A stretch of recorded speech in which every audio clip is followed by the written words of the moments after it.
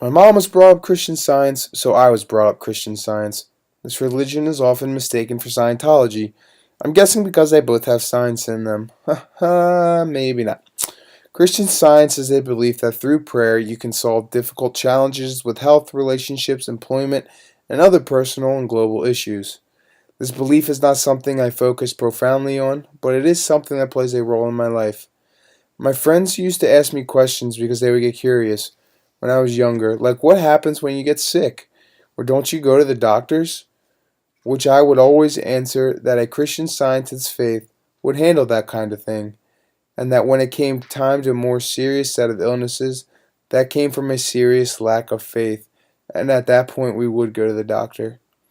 While religion was important to my family, there was not a practicing location in Leland, so from time to time I would go to church with friends.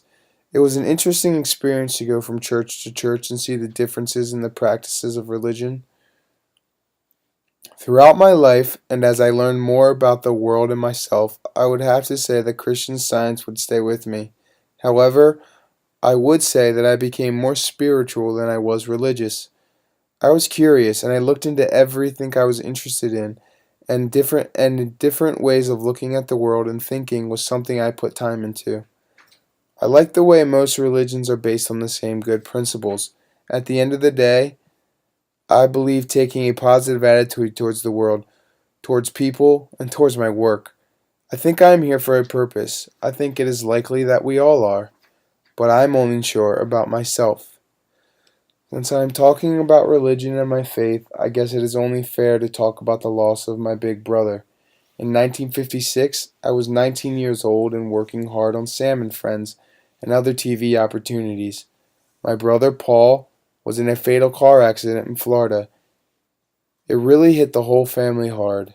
My mother Betty seemed as though she lost a piece of her heart and never really recovered from Paul's death.